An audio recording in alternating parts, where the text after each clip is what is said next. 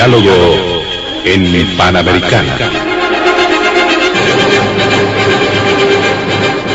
Una producción del Departamento Periodístico de Panamericana en su mejor estilo.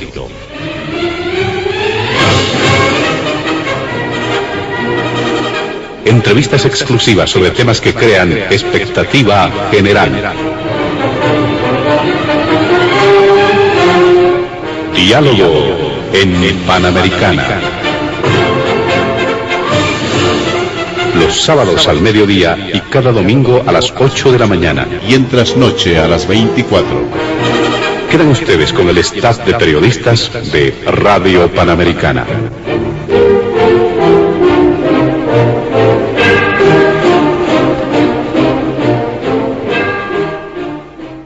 ¿Cómo están, amigos de todo el país? Bienvenidos al primer programa de Diálogo en Panamericana de este año 2021.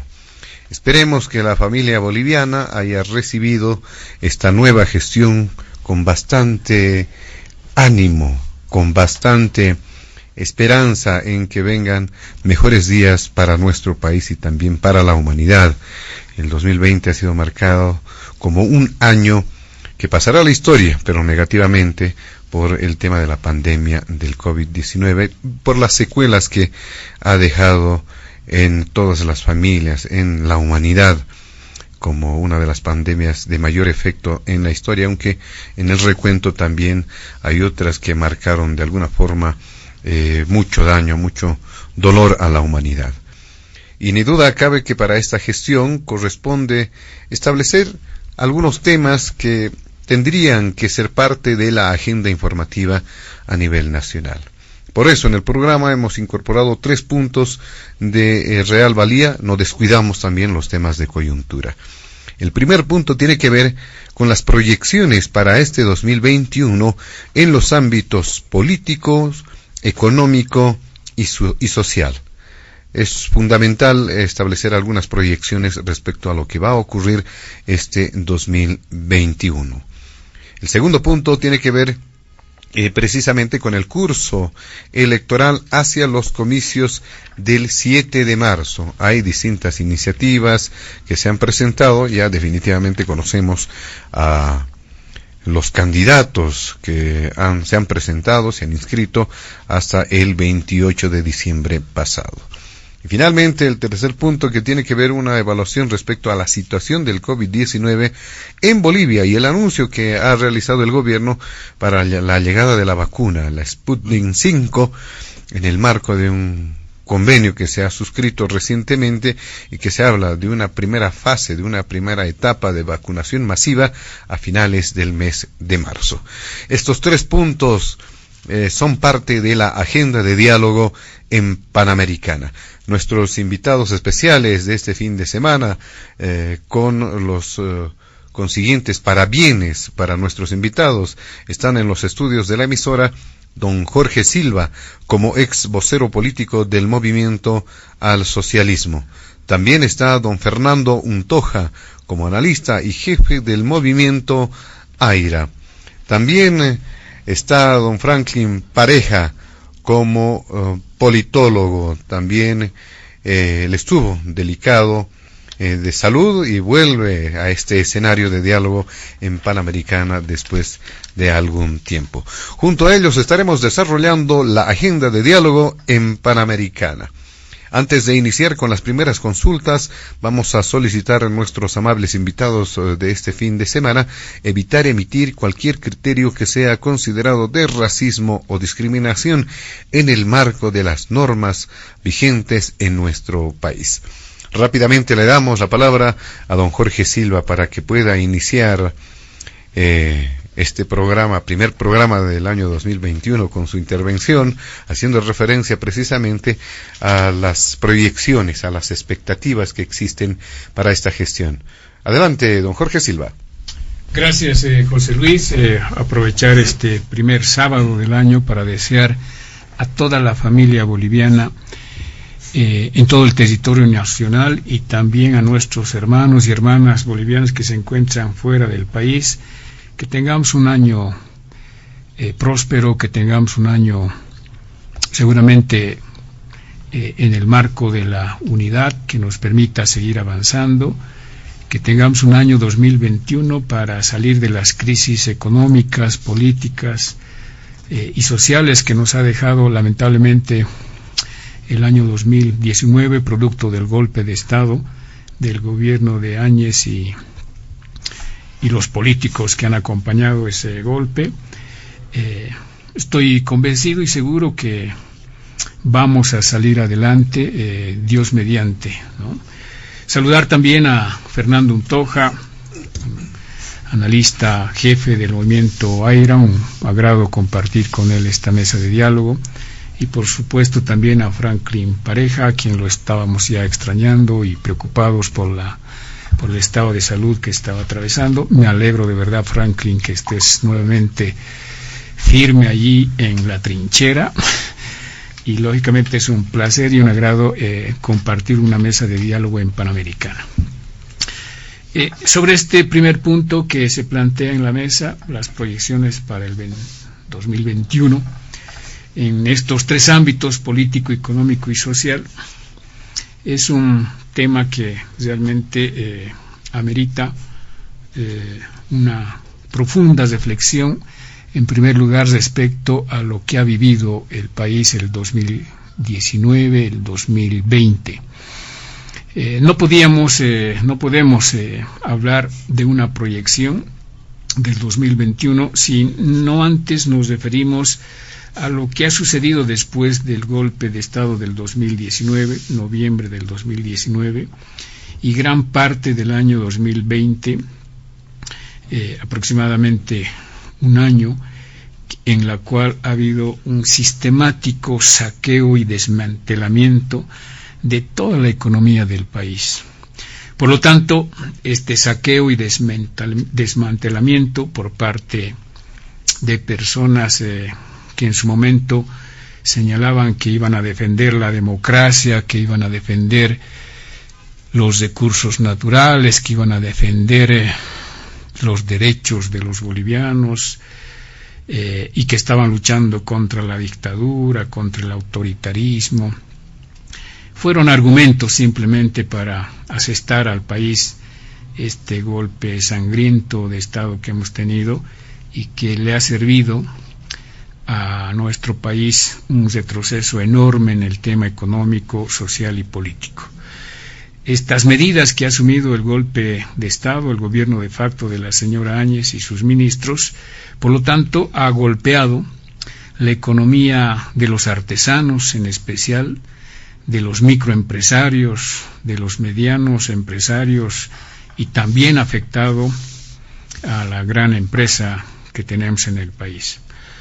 Es decir, que tanto aquellas actividades económicas de servicios, de producción y comercio han sido profundamente golpeados, como también podríamos decir que desde el nivel del gobierno la inversión pública cayó en más de 2.000 millones de dólares, lo que provocó un crecimiento en la tasa de desempleo alrededor del 9%. Es decir, que en la parte económica hemos tenido un golpe tremendo, inescrupuloso, yo diría hasta desvergonzado, porque no han medido ninguna consecuencia, simplemente para saciar esos apetitos personales de políticos que tomaron el poder para saquear y desmantelar la economía del país. Por lo tanto, nos tenemos que recuperar de este tremendo golpe que ha sufrido la economía, y para ello se han tomado medidas por parte de nuestro gobierno que están reflejados en el presupuesto general para la gestión 2021. Por una parte.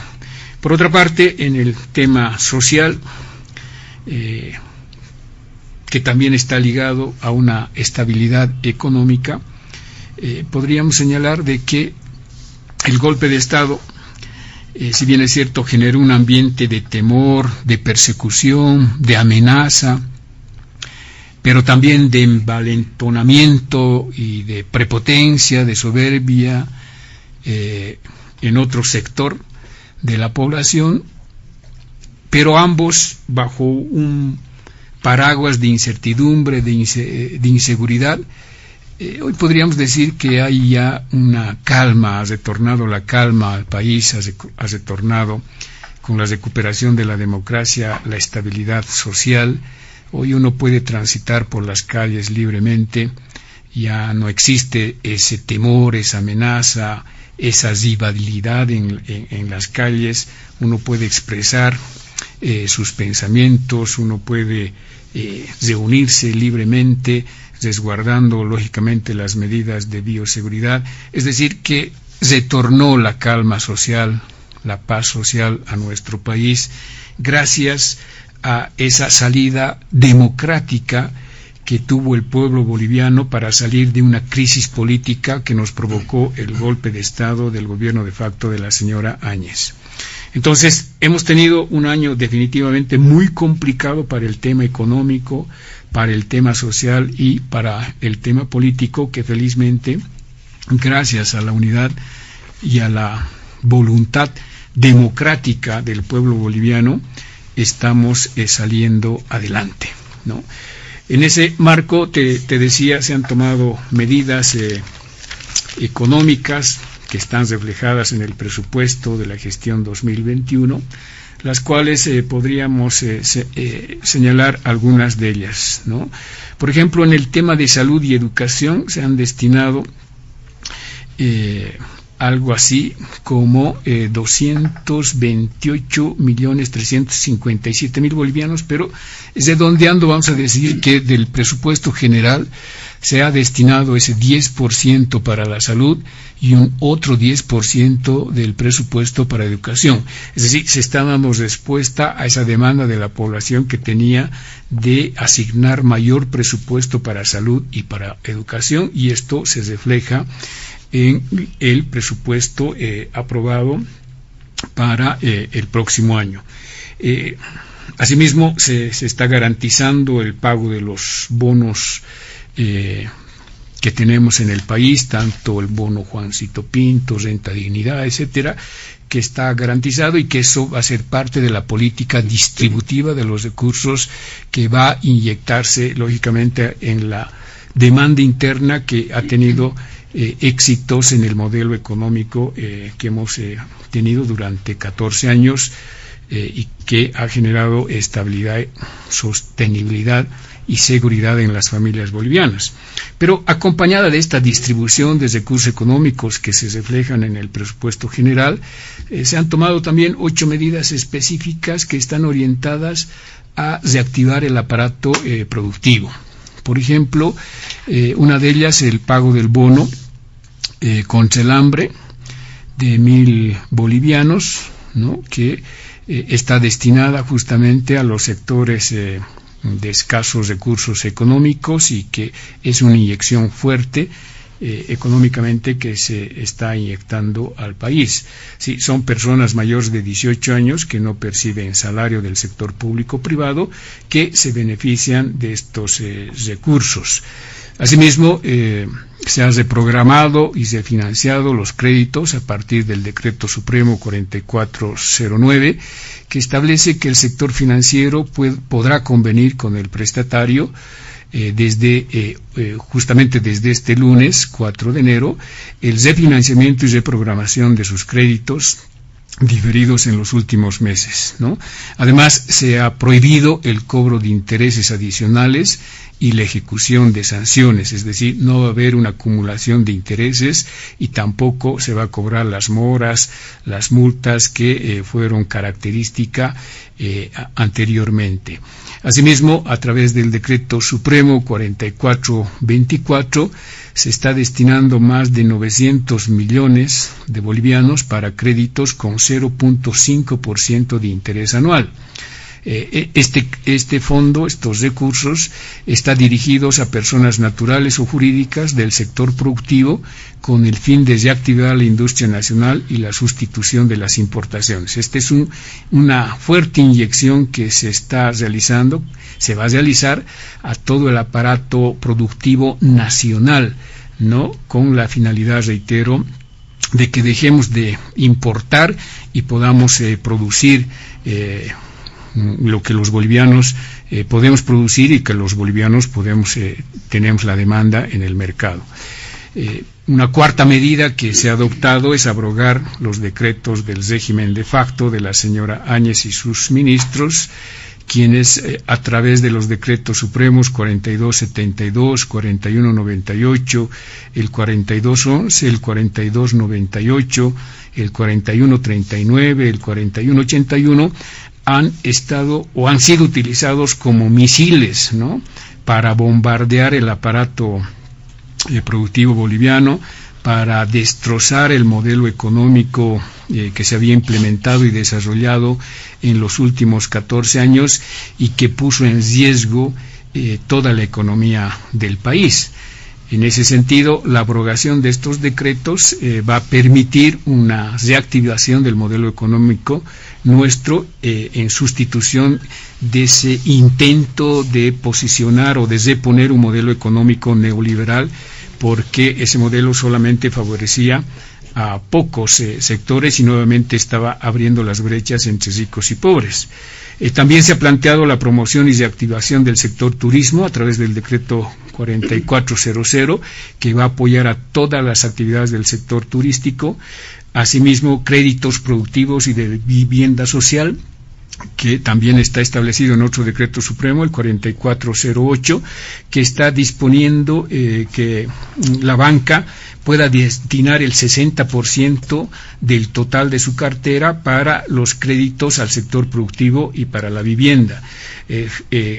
Por otra parte, una devolución del 5% del IVA para compras facturadas, ¿no?, que está establecida ya, es decir, se van a beneficiar de este 5% de la devolución del monto total de sus facturas aquellas personas que ganen igual o menor a 9.000 bolivianos, ya sean formales o ya sean informales. Y finalmente, este impuesto a las grandes fortunas, ¿no?, que va a afectar a aquellos ricos que hay en el país y que nunca han querido compartir las crisis económicas, que no son muchos, son 152 personas en total en el país, y quienes tengan un patrimonio superior a 30 millones de bolivianos, esos tendrían que aportar con este interés. Entonces, son o algunas de las medidas que se han asumido justamente para reactivar el aparato productivo en el marco de las proyecciones que tenemos para el 2021.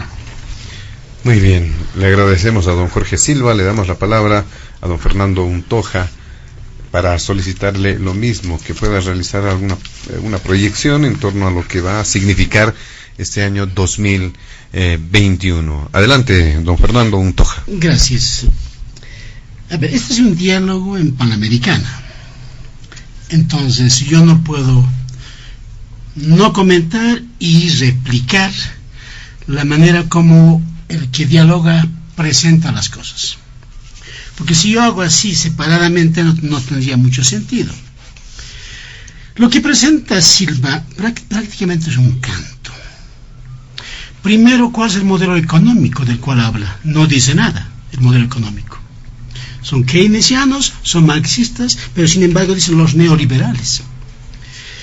Entonces acá, cuando no se tiene claro el modelo sobre el cual se está trabajando, todo es discurso y detalles por aquí, por allá. Entonces, completamente incoherente, lo siento decir así. Hay que ser más serio. El país, en los 14 años, en lugar de desarrollarse, ha retrocedido. La bonanza terminó muy rápidamente porque el dinero estaba en las manos de los masistas. ¿Cuál industria nacional? Recién quieren hablar de sustitución de importaciones. Si Silva me puede decir qué es lo que se va a fabricar, qué es lo que se va a sustituir en importaciones, qué cosa exactamente. No tienen idea de lo que van a hacer. Entonces acá hay que ver el contexto de los 14 años y ese paso de Áñez y el retorno del MAS al poder. En los 14 años ya sabemos, económicamente ha habido bonanza, cierto, pero no se ha reactivado el poder económico, el aparato productivo. no se ha reactivado. Solo se ha dependido de hidrocarburos. ¿Qué industria se creó? Las industrias que se creó estatales han ido al limbo, y casi todas las empresas. Ahora, es una excusa bien fácil de salir, ¿no? Áñez ha derrumbado la economía en 9 meses, en un año, lo que habíamos hecho en 14 años. ¿Me puede dar cifras cuánto despilfarró exactamente Áñez? ¿Y cómo comparamos ese despilfarro con el despilfarro de los 14 años? Yo quiero cifras de aquí. ¿Cuánto se lo sacó? ¿Cuánto se lo robó? ¿Cuánto se apropió y se escapó o se fue? Ese es un primero. Estoy empezando la cuestión económica. Entonces, plantear bonos, plantear los 8 puntos, es simplemente decoro al aparato económico. No es una política económica menos una política de desarrollo económico. Va a ser un año muy difícil, 21. No va a crecer rápido la economía más que por el extractivismo. Entonces, cuando hablan de demanda interna, yo pregunto, para que aumente la demanda interna, tiene que haber oferta interna producida en el país. Eso es lo que va a crear empleo, eso es lo que va a hacer el relance económico. Pero si doy bonos de 1.000 bolivianos, ¿qué va a comprar? ¿Va a comprar chamarras hechas en Bolivia, calcetines hechos en Bolivia, o va a comprar calcetines hechos en China? Entonces, ¿dónde está la reactivación por la demanda interna? Es una incoherencia total. No se preocupan de la oferta. ¿Qué somos capaces de producir y ofrecer? Los microempresarios, los MIPS, están fregados en ese momento. Ya no tienen ni obreros, está completamente desarmado el aparato productivo de ellos. Y otro punto que es de orden político. Silva sigue cantando el golpe de Estado y golpe de Estado. Yo no sé si al menos has revisado alguna teoría de ciencia política, que es el golpe de Estado realmente. En Bolivia conocemos golpes de Estado que ha habido en la historia, pero realmente golpes de Estado. Entró un militar, barrió con todos, de los funcionarios hasta el portero, y la gente ha escapado. Pero cuando entró Áñez, todos los ministerios estaban llenos de masistas, todos absolutamente. Solamente los que han acumulado más de 30 millones que tienen que pagar los impuestos, ellos han escapado. Solo ellos han escapado. Incluso Silva quería escapar, yo recuerdo. Estaba correteando. Entonces, ¿dónde está el golpe de Estado? Hay que ser preciso con la gente. No podemos manipular así. Es como usted no hubiera estudiado nunca ciencia política. Ya está en política 14 años y sigue cantando golpe de Estado, golpe de Estado. Estaba Eva Copa como presidente del Parlamento. Si hubiera habido golpe de Estado, ya no estaba, pues, ya no. Si había golpe de Estado, no había ni un funcionario del gobierno anterior que hubiese quedado en los ministerios. Si había golpe de Estado, se hubiera descabezado todos los partidos y proscrito todos los partidos hasta nuevo orden. No había eso. Silva dice, antes había libertad, todos expresaban, no señor, antes perseguían, linchaban en las calles con los ponchos rojos, quemaban la casa de los opositores, incluido más mi casa querían quemar. Entonces, ¿cuál libertad? ¿Cuál libertad? ¿De qué libertad se habla? El error que ha cometido Áñez es de ser muy dulce después de haber tomado el poder. Prácticamente ha habido sucesión constitucional porque justamente Salvatierra se escapó. ¿Y por qué se escapó? Porque Evo Morales se escapó y los dejó abandonados a sus bases. Sus bases han muerto o se han matado en Sencata y en Sacaba porque el jefe se había escapado. Bien. Y todos los que eran valentones se habían escapado a las embajadas. Entre ellos estaba, creo, Navarro, Quintana, todos han escapado los revolucionarios. Entonces acá hay que ser bien claro, no ha habido golpe de Estado. Ha habido un cogobierno entre el MAS y el gobierno de Áñez. Un cogobierno.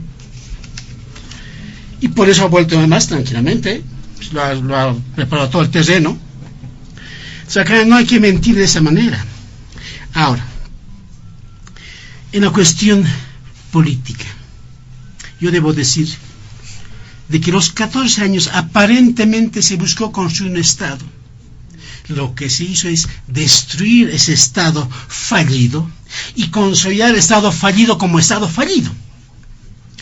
¿Quién ha respetado las leyes durante los 14 años? Nadie ha respetado las leyes, menos los que han manejado el gobierno. Han cambiado las leyes a gusto y a sabor de Evo Morales. Han estructurado el Poder Judicial a gusto y a sabor, a la talla del MAS. Han armado el órgano electoral para el MAS. Entonces, últimamente, han entregado el MAS a una oligarquía azul que nada tiene que ver con aymaras ni con quechuas. ¿Por qué ya no hablas de indígena original campesino? Porque no te sirve. Terminó el sujeto político que tuvo rédito durante 14 años, ahora ya no. Eso va a ser otro punto que nos toca.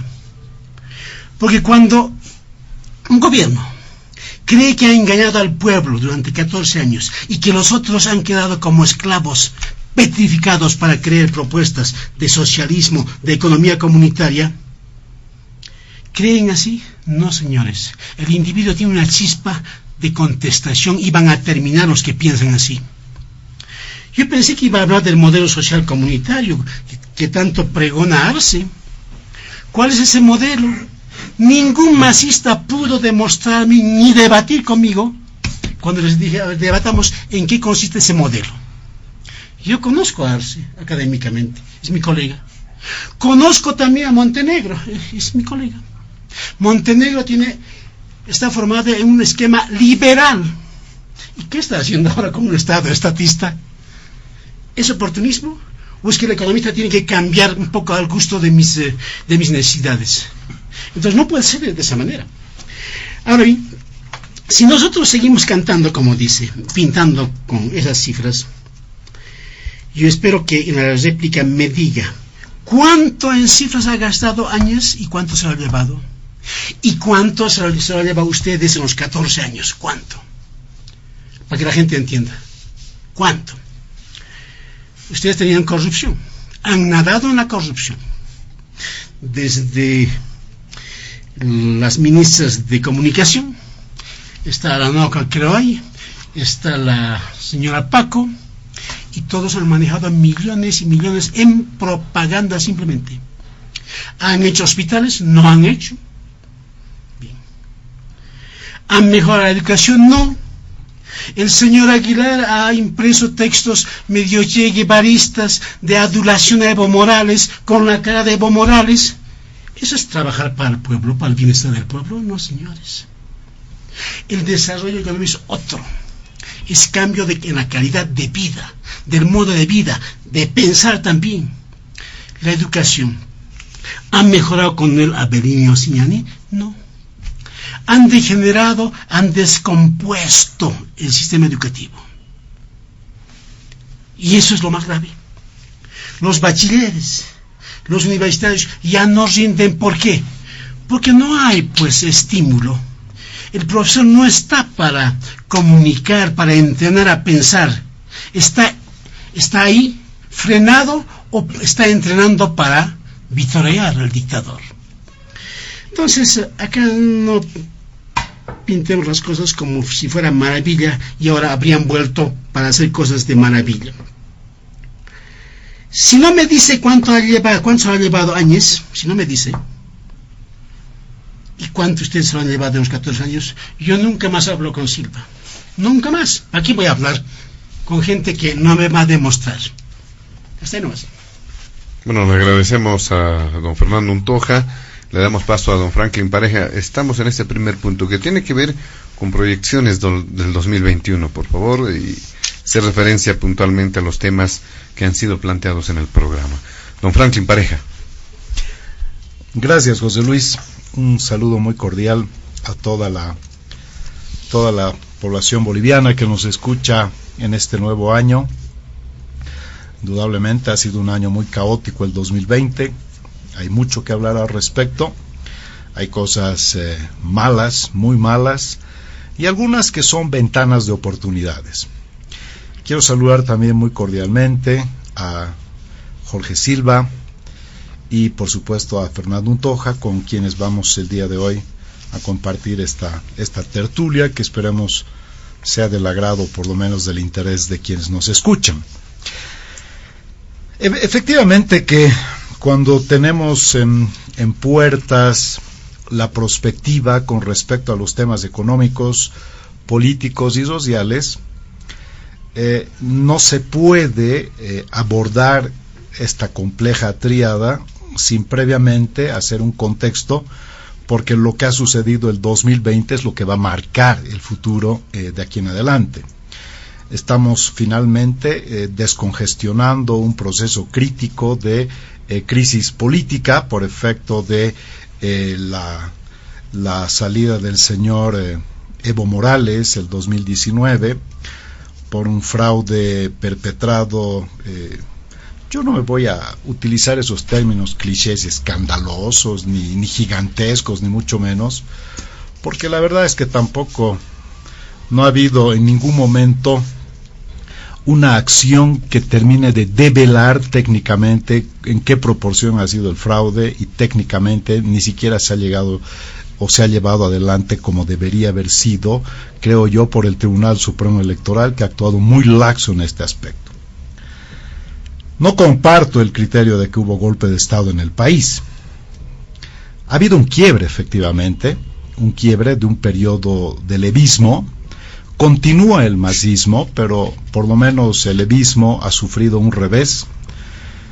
No se puede cargar toda la tinta únicamente en contra de Evo Morales, sino también de quienes fueron los administradores de poder y que han estado durante muchos años enquistados siendo y constituyendo un círculo de grandes privilegiados, y posterior a la salida del señor Morales han empezado a emerger nuevas figuras que no formaban parte de ese círculo de privilegiados, y por eso yo desde un principio decía que en el MAS no es que haya radicales y negociadores o democráticos, es un partido que se ha formado en las luchas sociales, y por lo tanto la radicalidad forma parte de su ADN. Son químicamente puros en cuestión de luchas sociales, y así es como nació. Y este es un gran problema por el cual las fuerzas políticas, no digo partidos políticos, las fuerzas políticas opositoras, no entienden cómo finalmente nació el movimiento al socialismo, cómo se ha construido esta fuerza y por qué se sorprenden cuando terminan derrotados abrumadoramente y piensan que simplemente una cara es suficiente para llevar adelante un proceso novedoso o un proceso nuevo.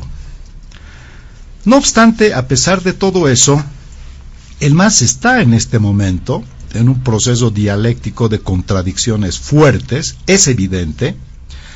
El señor Evo Morales, adicto al poder, ciertamente que no quiere renunciar a tener esa cuota y ese liderazgo, pero ya hay cuestionamientos al interior muy serios que ya no ven en él ni el líder y tampoco ya tienen en él la credibilidad, y sobre todo Morales está muy lastrado, no solamente por sus conductas, sino por sus inconductas.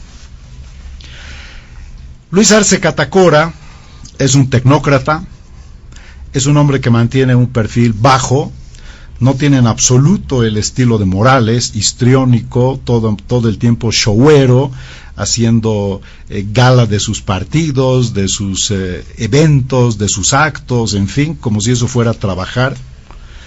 Tenemos un presidente ahora mucho más cauto en ese aspecto, no tan adicto a las cámaras, no tan adicto a los micrófonos, y eso le está dando al país una sensación de que esta parafernalia de construcción en función de una figura, por lo menos ya hay un estilo completamente diferente. Pero eso no es suficiente. ¿Qué es lo que realmente se espera de aquí en adelante? Y vamos a ver ahora. En términos políticos es complejo, pero no es complejo para una configuración de fuerzas opositoras y oficialistas, sino es una configuración más bien de una nueva lucha interna que se está produciendo dentro del movimiento al socialismo, donde hay una fracción que seguramente quiere que lo haga mal el señor Luis Arce Catacora para reposicionar nuevamente los halcones que siempre eran los que estaban cercanos a Morales. Me animaría a pensar que Morales no quiere que le vaya del todo bien a Arce Catacora, porque claro, en la medida que le vaya bien a Arce Catacora, consolida su posición y Morales se hace menos imprescindible. De hecho, cada vez es más prescindible.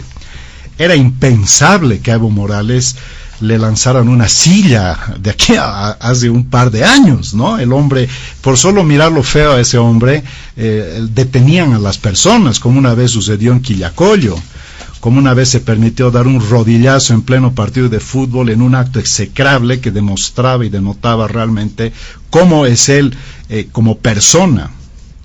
Pero como estaba envilecido de ese hombre humilde, de ese hombre de las luchas sociales, finalmente terminó siendo un hombre soberbio, totalmente distante, sufrió una metamorfosis en el mal sentido.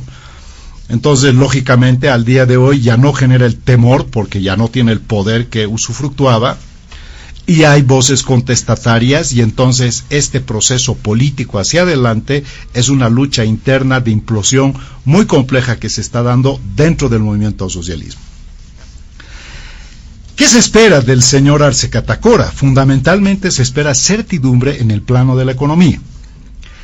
En el plano político se podría decir que la robustez de su victoria con el 55%, que ha sido sorprendente porque todos los estudios daban menos, pero como ganó con contundencia, no es una fuerza únicamente que está compuesta por el bloque popular, sino más bien es una fuerza policlasista porque tiene apoyo de no solamente el bloque popular, sino también de clases medias y absolutamente estoy seguro también de sectores pudientes que ciertamente han tenido grandes privilegios durante el periodo del señor Evo Morales.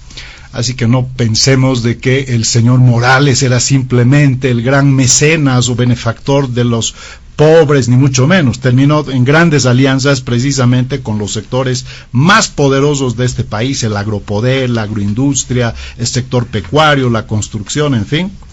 En términos políticos eso le dio éxito, pero en términos filosóficos no podemos hablar de una fuerza que era únicamente o que únicamente pertenece en términos de clase social a los sectores populares. Es una fuerza policlasista. Arce Catacora es, en el imaginario de algunas personas, el artífice del milagro económico en Bolivia. Sabemos que ese milagro no ha sucedido. Hay formas de demostrar empíricamente y con datos que se ha hecho muchas cosas, pero se podían haber hecho muchas más cosas, y lamentablemente en los 14 años no hemos ampliado la base productiva y no hemos diversificado la economía. Y uno de los aspectos centrales para tener y para pasar y sortear épocas de crisis económica hubiera sido diversificar la economía. Seguimos siendo un país que vive del neoextractivismo, donde ahora no solamente dependemos solamente del gas o de hidrocarburos, sino que también hay un sector, particularmente del oriente, en tema de granos, oleaginosas, que se ha convertido en un fuerte jugador, afectando o por lo menos incidiendo en el crecimiento del PIB. Pero no hemos cambiado realmente en esencia el modelo. Y de eso de modelo económico plural comunitario no existe absolutamente nada. Es una economía de libre mercado pura y dura, donde probablemente en los 14 años es donde más nuevas fortunas han surgido y donde más han emergido nuevas élites económicas muy poderosas. Ahora, desde mi perspectiva, yo no veo eso mal. Lo que pasa es que en el movimiento al socialismo hablan y luchan contra eso, pero precisamente eso es lo que han creado. Entonces, bienvenidos al liberalismo, porque en el fondo lo que el país necesita no son discursos, lo que necesita son hechos, lo que necesita es una base material fuerte, lo que necesita es una población próspera, y lo que necesita es un país donde ganar bien sea bien visto, y no al revés, donde ganar bien está mal visto y ganar mal es ser un gran revolucionario. Nos acostumbran con un discurso impostado a sentir vergüenza de la riqueza y a sentir orgullo de la pobreza. Somos un país donde pareciera que nos alegramos de dar bonos, cuando lo que deberíamos hacer es un país que deje de dar bonos y que cree condiciones competitivas para tener una población primero educada, que es la única y verdadera revolución. Y en 14 años la educación en este país no ha mejorado lamentablemente, sino se ha vuelto altamente adoctrinante. ¿Qué queríamos? Estábamos gobernados por 2 bachilleres, ¿no? En términos exactos, así nomás es. Afortunadamente ahora hay un tecnócrata que creo que no es reactivo al mundo académico, que creo que no es reactivo a los profesionales y que tiene una gran oportunidad. Tiene la gran oportunidad de institucionalizar la burocracia estatal. Esa es su gran oportunidad. Tiene la oportunidad de hacer un nuevo Estado con calidad institucional. Tiene la gran oportunidad de hacer funcionar el servicio civil para que ser un servidor público sea motivo de orgullo y además sea un funcionario bien pagado, que pueda hacer carrera, que sirva a su país y no que sea producto de una cuota, producto del amiguismo, producto del nepotismo, que entra al Estado simplemente para ver cuánto tiempo va a estar y en cuánto tiempo puede aceleradamente hacer las cosas para beneficiarse. De todas formas, ya voy a ir cerrando esto. La economía es el aspecto central en prospectiva. Primero, la gente quiere certidumbre y, por ejemplo, tenemos que ver en qué va a quedar el tipo de cambio, en qué va a quedar la política cambiaria, la política económica, cómo vamos a hacer con el tema de los hidrocarburos. Hemos recibido aparentemente una buena noticia que sería un botellón de oxígeno para de aquí en adelante nuevamente tener nuestras arcas en relativamente apoyadas por una nueva capacidad de producción que se daría a fines de 2021, pero voy a tocar este punto para cerrar mi intervención. Se ha dicho, y Jorge Silva tocó, porque entre varios puntos, este me parece importante, se ha dispuesto 900 millones de bolivianos para apoyar al sector productivo. Bueno, el punto no está en dar crédito. Indudablemente que dar crédito es un requisito absolutamente ineludible para reactivar al emprendedor. Pero ¿cómo puedes tú decir consuma lo boliviano y sustituya las importaciones si es que la papa peruana cuesta 3 veces menos que la papa boliviana? Segundo, ¿quién les ha hecho creer que este es un país de campesinos? Este es un país de gente citadina, urbana. No es el país de 1900 donde 10% eran citadinos y 90% eran del campo. Hoy por hoy es 70% de personas que viven en las urbes y por lo tanto se está tratando de sustituir importaciones. ¿Qué producimos en esencia como país? Prácticamente nada. ¿Cómo podemos ser competitivos si el tipo de cambio es demasiado elevado y nuestros productos son caros con respecto a los vecinos? Si queremos sustituir las importaciones, tenemos que apostar a 3 cosas. Primero, asistencia técnica, transferencia de tecnología y fortalecimiento institucional. No es ninguna novedad, pero no solamente es cuestión de dar crédito, decir produzcan y finalmente esa producción va a ser en una escala que nos permita ser competitivos, solamente es para el mercado interno, estamos apostando a competir hacia afuera, son muchos desafíos complejos que por supuesto no son simples, son de alto calado, requieren medidas no solamente coyunturales, sino sobre todo estructurales. Muy bien, vamos a ingresar más bien al segundo punto de diálogo en Panamericana, pero sin duda que existen muchas puntualizaciones respecto a este primer punto, incluso hubo una referencia una consulta que se ha formulado ahí entre nuestros invitados.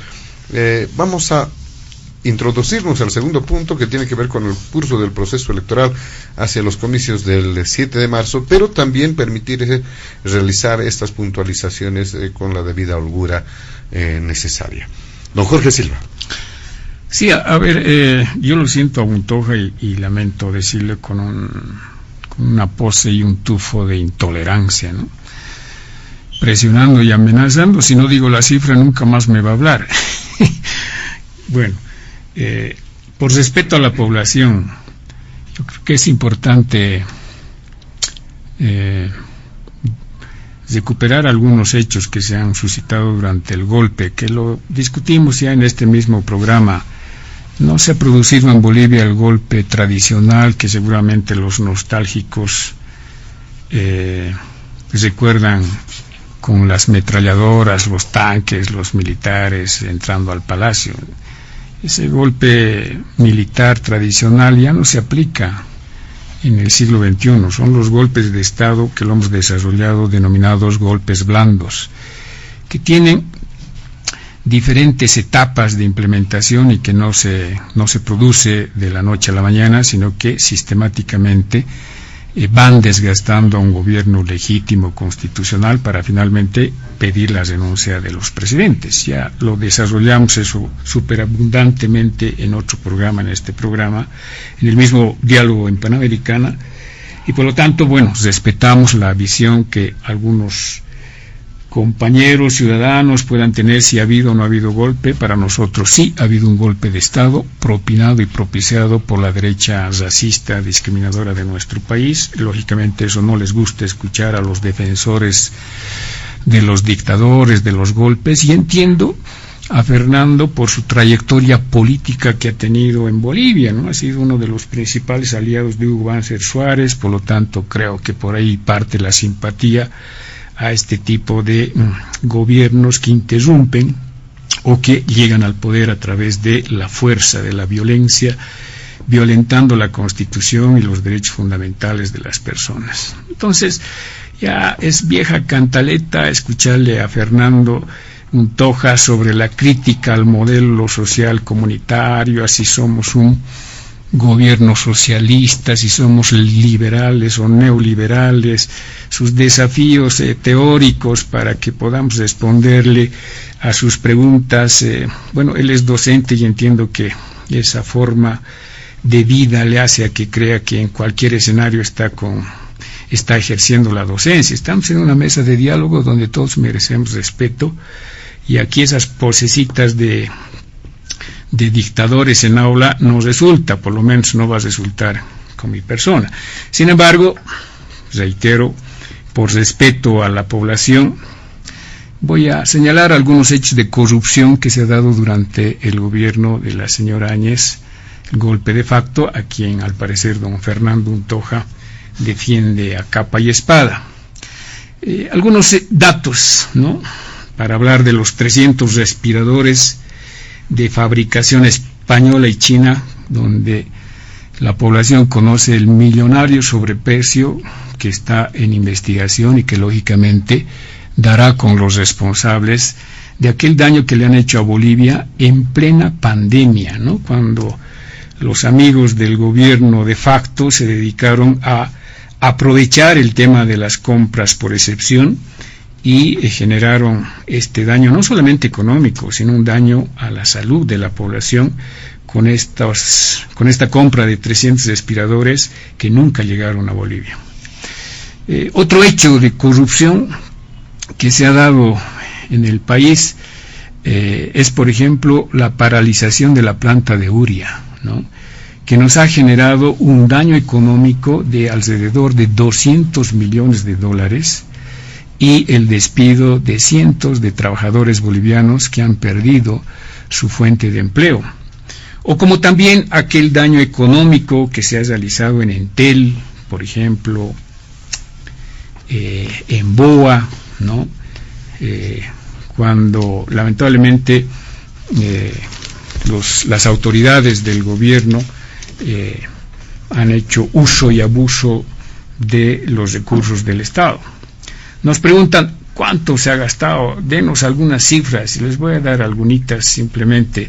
Por ejemplo, el ex gerente Elio Montes de Entel, que en 80 días de cargo que tenía en esa institución estatal, hubiera cometido irregularidades en el pago de auspicios por más de 1 millón de bolivianos en hospedajes, desembolsos de finiquitos a 13 personas de su confianza, por más de 800,000 bolivianos por 30 días de trabajo.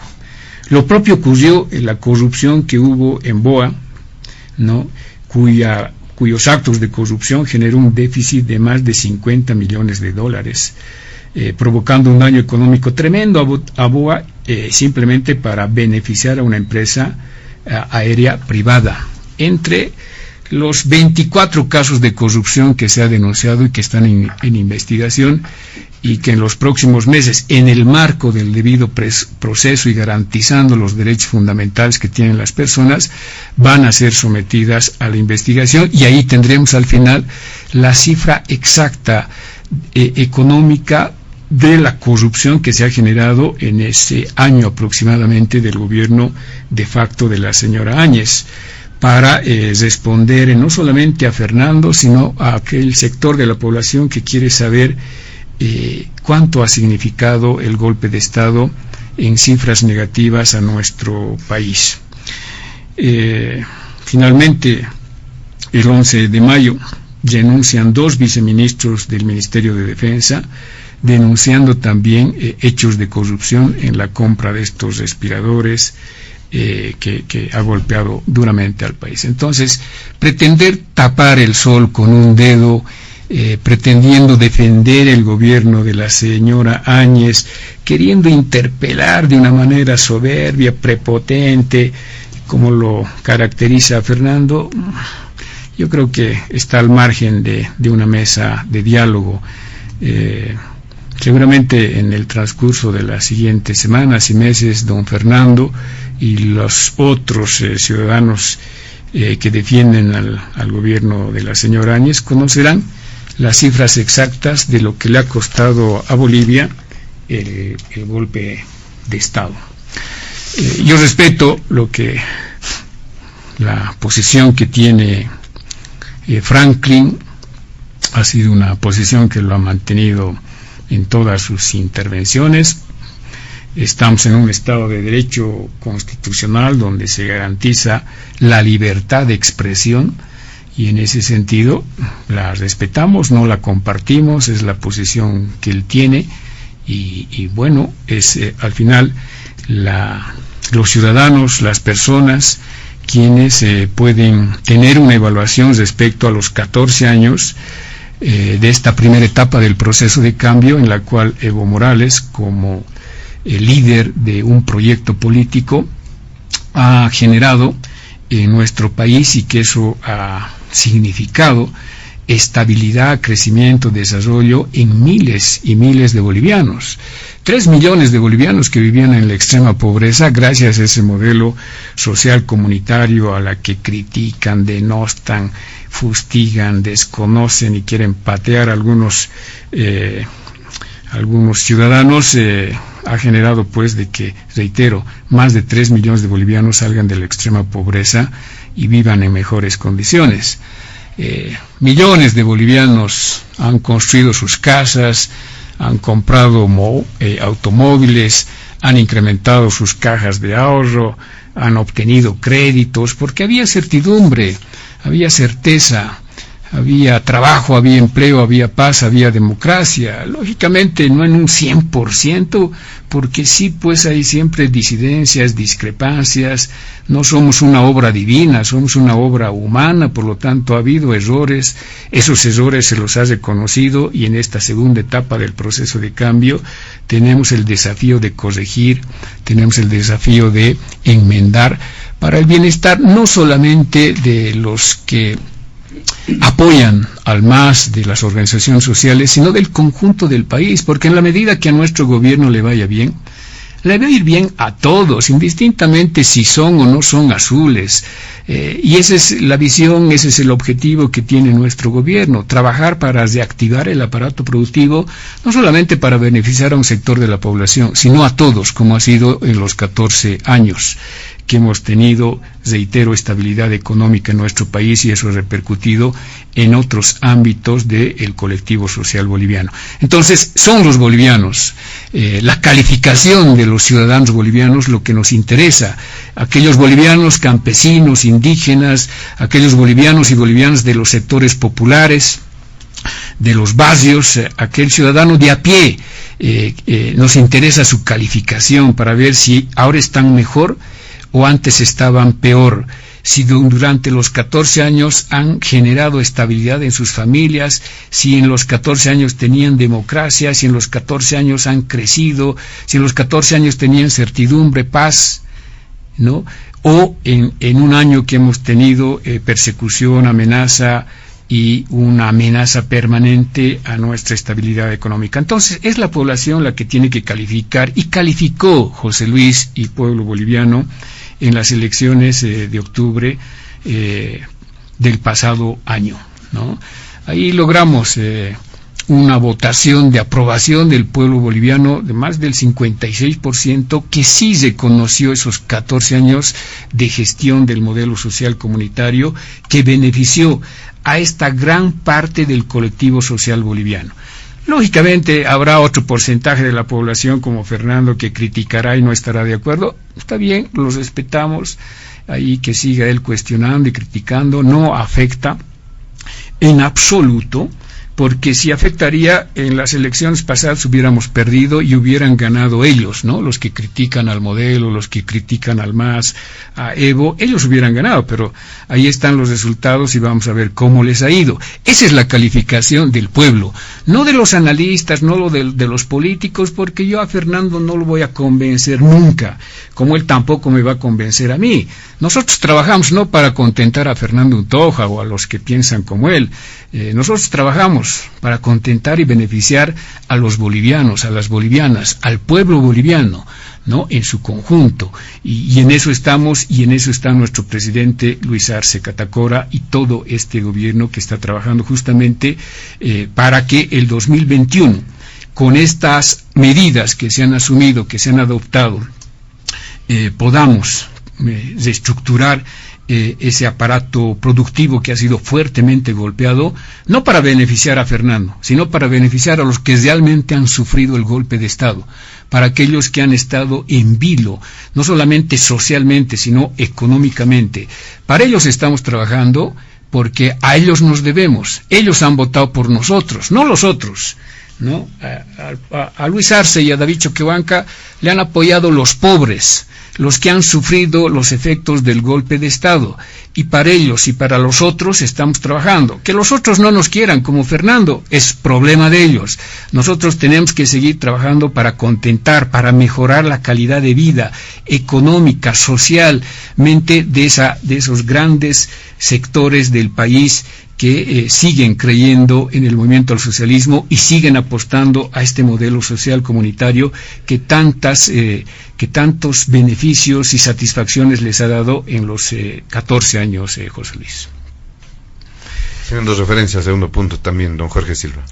Bueno, estamos a 2 meses aproximadamente de las elecciones subnacionales, y para ello el movimiento al socialismo ha venido trabajando intensamente en estas últimas semanas, con miras de presentar al pueblo boliviano no solamente programas, proyectos que vayan a mejorar las condiciones de vida en sus municipios, en sus departamentos, sino que también hemos entrado a un proceso para escoger a las mejores mujeres, a los mejores hombres que conozcan su ciudad, su departamento, y que puedan ser parte de este proyecto político que lidera el movimiento al socialismo en todo el país.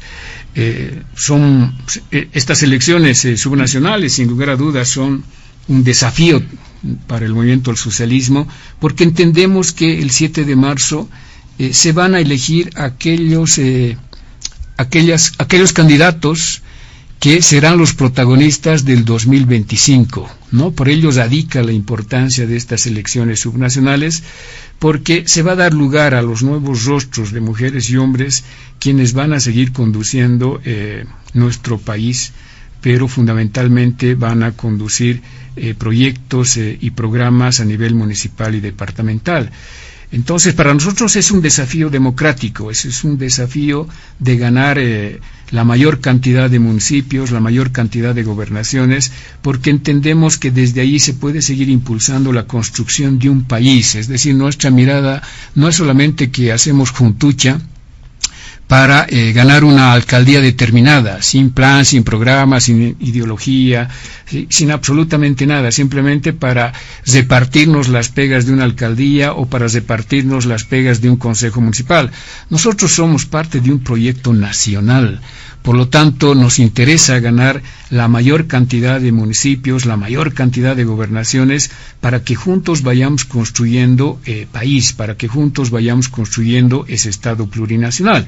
Bueno, al frente tenemos lo que tenemos, una derecha dispersa, una derecha sin objetivo, sin visión, simplemente les une los intereses personales, familiares, empresariales, como históricamente ha sido, y que no le ofrecen absolutamente nada de bueno a los electores. Entonces habrá un voto antimasista, ¿no? Que seguramente se distribuirá en las diferentes fuerzas políticas que van a participar.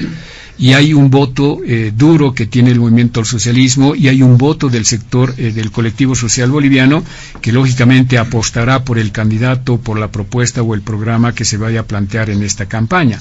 Entonces, al final, José Luis, pueblo boliviano, el 7 de marzo tenemos que concluir este proceso electoral subnacional con una fiesta democrática donde ganen los que han tenido la mayor confianza de la población, y ojalá las próximas autoridades municipales y departamentales vayan a entender la demanda que tiene la ciudadanía y vayan utilizando la institución pública para satisfacer esas demandas que tiene la población, y no utilicen las alcaldías y las gobernaciones para satisfacer simplemente apetitos personales de los amigos, empresarios o de los familiares, deslindando responsabilidades o dejando de lado las demandas de la población. Entonces, este es un desafío colectivo, tanto de los que participan como electores para elegir a los mejores candidatos, y tanto de los candidatos para que una vez que ganen las elecciones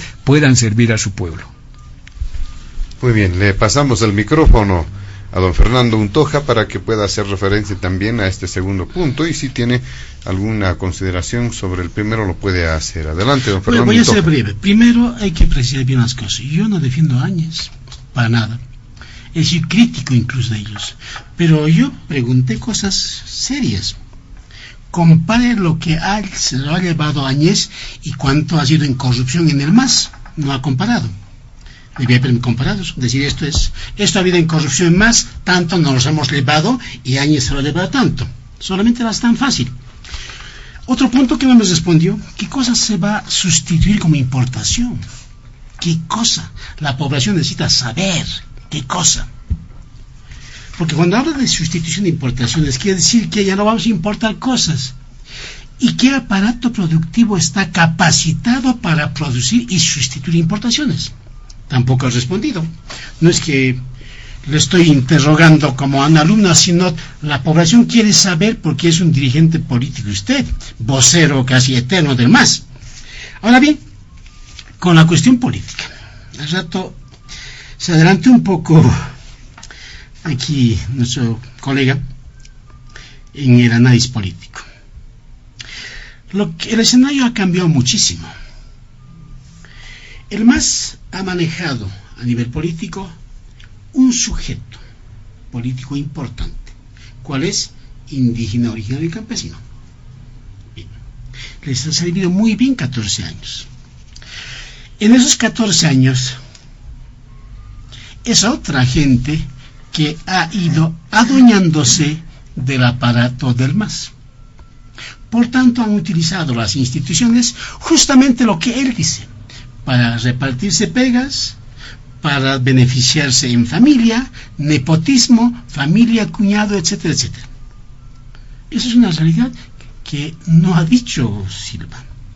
Ahora, el hecho de que otra gente se apropie del MAS y que el electorado del MAS continúe como escalera, o que sirva simplemente para marchar, y además sobre eso, de que aparezca el jefe y designe candidaturas a dedo, eso es lo que está provocando una contestación al interior del MAS. El MAS está en crisis, está en descomposición, porque ya no quiere saber de los llamados dinosaurios, que es un término bien boliviano, no quiere, y por eso es que en Santa Cruz García tiene que ir hasta la Oqueña para hacerse proclamar por Evo. En Potosí, Norte Potosí dice muere Evo. y por eso también en el Alto revienta y la señora Copa se va con Felipe Quispe. Ahora bien, pero por debajo hay que entender qué es lo que está pasando. El MAS es un movimiento de izquierda, ¿cierto? De izquierda, como cualquier partido también de derecha, fundamentalmente manejado por la oligarquía de izquierda, criolla, ¿es así? Ha manejado, cierto, 14 años, pero sin embargo, en ese lapso de tiempo se ha ido fermentando una contestación de carácter étnico y nacional. Los que han sido excluidos de este proceso han sido los aymaras y quechuas, y en todo Bolivia, Les han hecho marchar, cierto, les han alabado de muchas cosas, que eran buenos, etcétera, pero mientras hacían eso, el poder de la oligarquía azul se ha ido adueñando.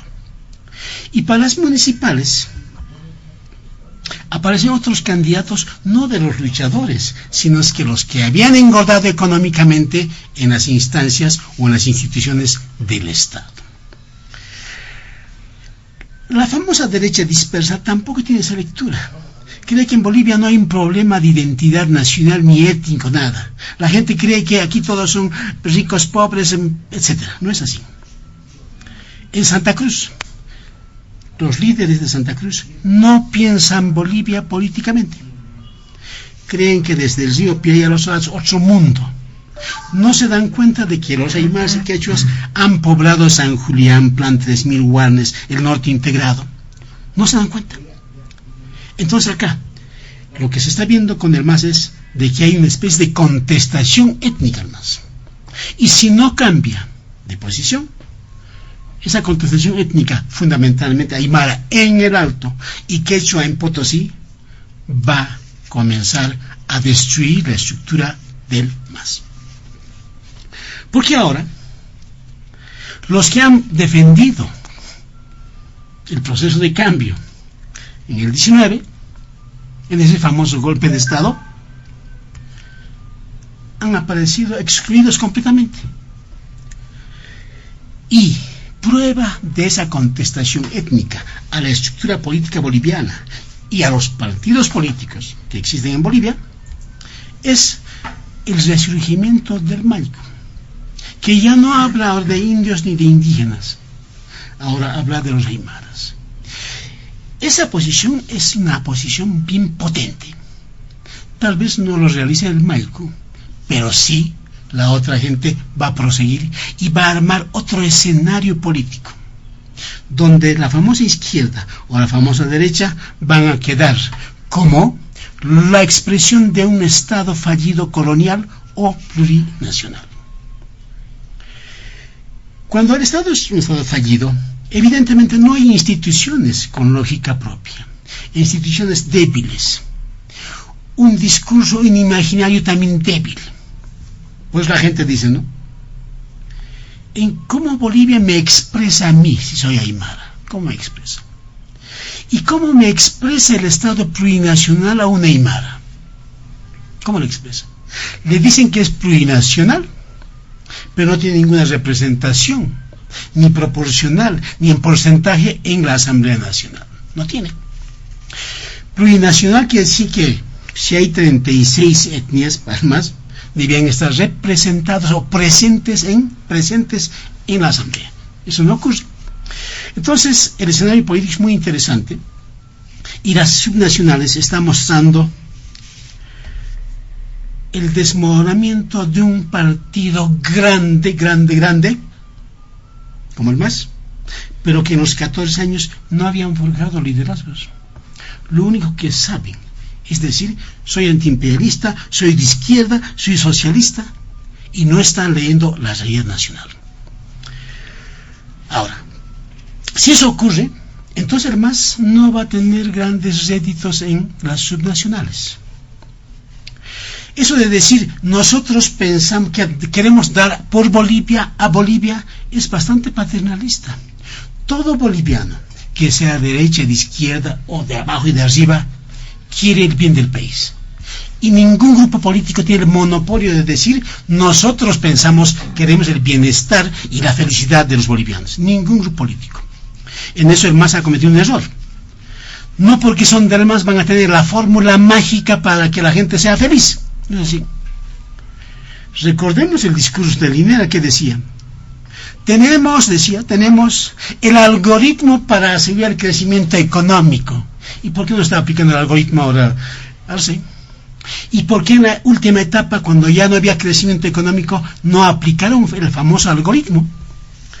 Entonces acá, si yo critico a Silva es porque es la expresión de un partido político, el representante de un partido político.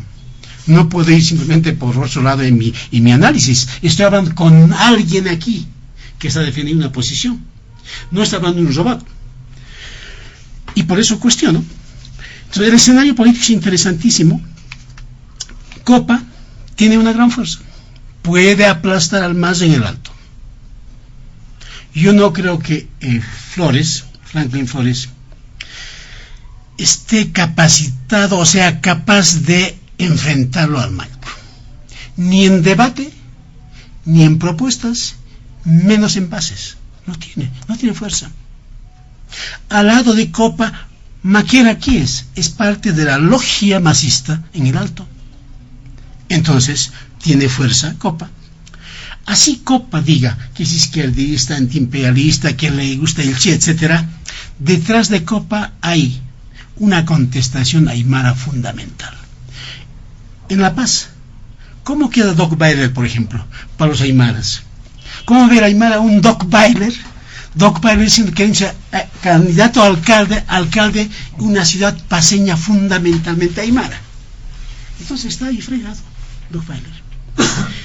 Esos datos conviene analizar y también conviene que el MAS analice. Eso, por ejemplo, no es ataque. Más bien les estoy diciendo que despierten, porque pueden hundirse de la noche a la mañana. Igual en Santa Cruz. El candidato que era García ha sido reemplazado por otro. ¿Y quién es? ¿Cómo se llama? No me gusta su nombre. Cronenberg. Ahí está. ¿Qué va a decir la gente de Plan 3000 frente a ese señor? ¿No hay collas en Santa Cruz? Tanto ha hablado el MAS de que representa a los indígenas de origen campesinos. No hay. Y así muchos departamentos el MAS ha perdido porque quería asegurar con gente leal. Pero ¿quién es el leal? El corrupto puede ser leal. Entre delincuentes también son leales. Pero acá el MAS ha descuidado de que ha cambiado la generación. ¿Cuánto tiempo nos vemos, señor Silva, aquí? 14 años nos vemos. ¿Cuántos años tenía usted? Hay que estar menos 14. El que tenía 14 años ahora tiene 28 años. El que tiene 14 y 28 años. Ese que tiene 28 años ya no quiere estar con el MAS. No quiere. Tiene otras ideas. Ahora, eso de pensar de pobres y que el MAS defienda a los pobres no es correcto. El mundo aymara quechua crea su propio empleo. Y así se mantiene. Con el MAS o sin MAS se mantiene. Es un hombre ultraliberal, una mujer ultraliberal. Le gusta el mercado, ganar, acumular, ¿cierto? Mientras que una cierta clase media le gusta acumular fortuna siendo funcionario del Estado y pelea política o defiende posición política para conseguirse un cargo como vocero de la presidencia, como el Richter. Claro, hay gente que apuesta a eso, a defender a un partido e ir ahí de lo que sea. Eso, por ejemplo, no es mi estilo. Yo soy crítico tanto de uno y otro. ¿Por qué? Porque en un Estado fallido hay que denunciar y hay que develar lo que funciona, lo que no funciona. No solamente eso, sino hay que también develar la estructura mental del boliviano. El boliviano se deja arrasar por la corrupción y todos aparentemente combaten la corrupción y todo candidato dice que va a acabar con la corrupción, pero en el fondo el mismo corrupto dice que va a acabar con la corrupción. Entonces, para mí el año 21 es el inicio, es la toma de fuerza de nuevos actores políticos, de nuevas fuerzas políticas y además de una nueva concepción para construir un Estado realmente sólido, coherente. Por ahora tenemos un Estado fallido. El Estado fallido, dije hace rato, es un Estado donde nadie respeta la ley, o aquel que se sirve de la ley para aplastar a los otros y beneficiarse. Yo hago la siguiente hipótesis. En los 14 años, supongamos que los masistas han acumulado fortunas. Supongamos que mi amigo Silva tiene 45 millones en propiedades por aquí y por allá. Tendrá que pagar impuestos, claro. Porque el gobierno, ¿qué ha dicho el ministro Montenegro? Ha dicho que va a quedar en reserva los 150 millonarios. No van a decir quiénes son. ¿Por qué dicen que no van a decir sus nombres? Entonces, ¿qué es? ¿Qué tipo de impuestos eso? ¿Van a pagar clandestinamente? Textual, no estoy inventando. Entonces acá hay que ver las cosas y analizar de otra manera nuestra sociedad, nuestros actores políticos, y también ser críticos con aquellos que quieren adueñarse del Estado y que quieren tener monopolio del Estado. El sistema de partidos políticos ha fracasado. ¿Por qué? Porque unos cuantos quieren adueñarse del partido y quieren adueñarse del país, y han manejado como feudo.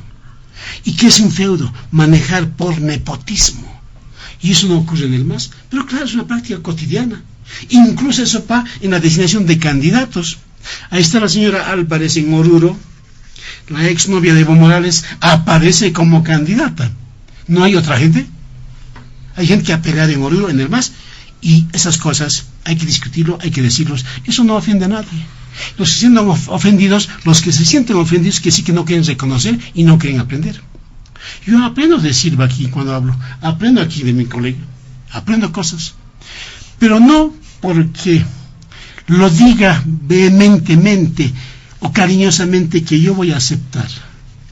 Yo estoy para criticar el discurso del político y las cosas que pasan a nivel del ejercicio del poder. Muy bien. Corresponde ahora a don Franklin Pareja dar cuenta de este segundo punto que tiene que ver, reiteramos, con ese proceso electoral hacia los comicios del 7 de marzo. ¿Cuál es el escenario que se está presentando don Franklin Pareja en este tema? Y además la posibilidad de que pueda realizar alguna puntualización respecto al primer punto. Adelante, don Franklin Pareja. Bueno, las elecciones subnacionales nos van a permitir ver la nueva configuración territorial, porque son elecciones precisamente de gobernaciones y de gobiernos municipales. Es bueno como antecedente mencionar que al día de hoy el movimiento al socialismo tiene 225 gobiernos municipales de los 339. Eso significa que tiene 2/3 de los municipios de Bolivia. Tiene 6 de 9 gobernaciones. Eso significa que tiene 2/3 de las gobernaciones. Y tenía 2/3 en la Asamblea Legislativa. Triple 2/3, por si acaso, como Capicúa. ¿Va a repetir eso? Yo creo que está cerca de hacerlo. Porque aquí las cosas claras. Se necesita estructura y lo que hay que demostrar es estructura. Y el movimiento al socialismo es el único partido nacional en Bolivia. No hay más. No hay un sistema de partidos políticos en el país. Estos ejercicios de alianzas, de agrupaciones, en fin, están totalmente descafeinadas. No tienen ideología, no tienen fundamentos filosóficos, no tienen visión compartida, son un refrito alimentado por políticos de todas las fuentes, de todas las corrientes, y por lo tanto son amorfos, son eclécticos, son agrupaciones. En la última elección hemos tenido un partido político frente a agrupaciones que no tienen arraigo nacional. Algunas fuerzas políticas apenas tienen una alcaldía en el país, otras tienen apenas una gobernación, otras tienen con suerte 3 alcaldías. Hay una fuerza política que tiene 225 alcaldías del país. Esa es su estructura. Por lo tanto, hay un déficit total de ausencia de sistema político partidario, y eso hace que la democracia tenga una cierta precariedad por el hecho de que lo ideal en una democracia es que sea un espacio de poder compartido y no un espacio de poder concentrado. Pero para eso los partidos políticos tienen pues que hacer los deberes, ¿no? ¿Qué vemos en consecuencia ante la ausencia de partidos? Estas figuras estrambóticas de que como no tienen cantera de cuadros, acuden a cantantes, a analistas, a periodistas, a modelos. Es una pena nuestro país, realmente es una pena, porque la ausencia de un sistema de partidos políticos hace que finalmente todos se creen predestinados por tener un mínimo de popularidad. Es decir, ya soy popular, ya soy un potencial alcalde, soy un potencial gobernador. Eso también va en consonancia con la ausencia de institucionalidad. ¿Por qué? Porque a veces se cree que por ser un economista ya es un potencial buen ministro de Economía. Por ser médico ya es un potencial buen ministro de Salud. No es así. Lamentablemente en el país no tenemos escuelas de gobierno y por eso tenemos altos niveles de improvisación. Y esto ha sido desde la fundación de la República. Por eso insisto nuevamente, y aquí está Jorge, que están en una nueva era del masismo. Trabajen en institucionalidad, hagan un servicio civil serio, alimenten la cosa pública, la burocracia estatal de los mejores bolivianos. Luis Arce es un profesional, afortunadamente es un hombre de la academia, es profesor universitario. No vamos a escuchar de él con toda seguridad esos dislates de decir, por suerte no he pisado la universidad, como dijo el expresidente, por favor. O hacerse al licenciado sin tener título, ¿no? O sea, por suerte tenemos un profesor universitario de presidente, y no es que yo quiera ir en una lógica de infravalorar al que no es profesional, no, pero el país necesita que la cosa pública esté realmente administrada a través de un robusto sistema de institucionalización con un servicio civil. Lo he dicho muchas veces, en el Uruguay cambia gobierno, 14% de la burocracia estatal es removida. En Chile cambia de gobierno 18%. En Bolivia cambia de gobierno 89%. O sea, cada partido quiere refundar el país. El anterior gobierno de Áñez, una pésima presidenta y un fracaso de candidata, porque finalmente ni siquiera fue candidata. Para eso lanza su candidatura, estropeando una revolución ciudadana. Una minúscula parte de una fuerza política chiquitita de Santa Cruz quiso irradiar y vio una ventana de oportunidad en la señora Áñez, y la señora Áñez lamentablemente engrosó la fila de los que dicen sí pero no, porque al final dijo no voy a ir y terminó yendo. Engrosó a todos los que dicen no voy a ir, pero va. Igual que un cívico en Santa Cruz, no voy a ir, detesto a los políticos, candidato, ahora otra vez candidato. Esta es una pena en nuestro país, lamentablemente. Entonces, la oferta electoral no se hace realmente con calidad. Y no hay que pensar que porque hay renovación, la renovación es buena en sí misma. O sea, renovar no significa que la renovación viene con virtud, viene con mérito. La renovación puede venir en una versión peor que la anterior. Lo propio, la juventud. Algunos hablan de la juventud como si fuera un mérito, una virtud. Todos hemos sido jóvenes, eso nos ha hecho meritorios. Todos hemos sido jóvenes, eso no nos hacía virtuosos. La virtud la puede tener una persona con experiencia o una persona joven. Por eso precisamente tenemos que tener otros baremos para hacer una catalogación de nuestros cuadros o de nuestros representantes. No se puede aducir que porque es indígena, es una cuota de los indígenas, vean qué progresista es mi partido. Porque es mujer, pues estamos nosotros dando equidad de género. Porque es joven, los jóvenes. Por favor, ya necesitamos realmente que los partidos se reconstituyan en el país, que haya un espacio realmente de construcción. Las agrupaciones no funcionan, señores. Yo sé que todo el mundo quiere hacer su agrupación, es un subterfugio en realidad para participar. Muchos dicen, los partidos políticos son los causantes de la debacle del país, por lo tanto tenemos que regenerar la democracia en clave de agrupación. ¿Y qué son las agrupaciones? Son refritos y reciclados de los partidos políticos. Entonces, para eso que se queden como partidos políticos, porque los partidos políticos tienen claridad. Jorge dice, la derecha. ¿Cuál derecha, Jorge? Si no sabes realmente de qué lado patean esos partidos o esas fuerzas políticas. Si es un refrito de excomunistas, exderechistas, exmilitaristas, hay de todo. Realmente, si tú quieres encontrar un lineamiento ideológico en una de estas fuerzas, no vas a poder encontrar, porque es amorfa. Lo mismo en el MAS. El MAS quiere tener esa impronta comunista, marxista, leninista, que deviene además de las luchas del sindicalismo desde el 52, y el sindicalismo entra en crisis y termina trucidad del 85, no solamente por por la nueva política económica, sino también por efecto de la globalización. El sujeto político en clave sindical, en matriz sindical corporativa, termina de sucumbir y emergen lo que se llaman los movimientos sociales, ¿verdad? En otra clave, territorial. Y ahora esos movimientos sociales entran en clave étnica y en clave plurinacional. Es una nueva configuración de realidad. Pero adicionalmente, tanto se denosta a los gobiernos del pasado, la ley de participación popular ha transferido poder, ha descentralizado y ha transferido poder, y ha hecho también que el sujeto político sea importante, y por eso las elecciones subnacionales ahora son importantes, porque ahora ya no son pues alcaldes,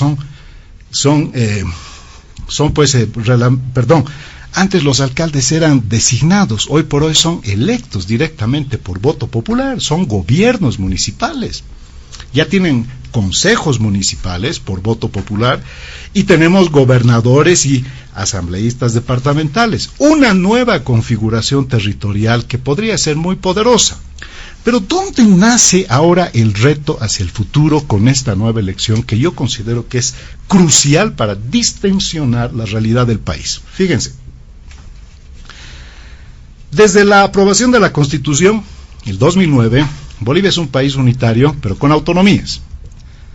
Las autonomías no han funcionado, las autonomías han sido sofocadas, las autonomías han sido tuteladas. ¿Por qué? Porque para un proyecto político hegemónico, las autonomías son pues contrahegemónicas, porque la autonomía significa la desconcentración del poder y la descentralización fiscal. Y los gobiernos meso, que son los gobiernos departamentales, han sido puro cascarones, no tienen recursos. Y los gobiernos municipales, en función de su color, tenían asistencia desde el Ministerio de Economía y Finanzas, y al que se portaba mal simplemente no le hacían transferencias. Eso lo decía el vicepresidente descaradamente: al que vote por el MAS va a haber recursos, pero al que no, una barbaridad, como si fuera su dinero. Eso es lo bueno que por lo menos ha terminado en la era Morales García Linera, y ojalá, en eso estoy de acuerdo contigo, Jorge, ojalá le vaya bien a Lucho Arce. Pues ¿sabes qué?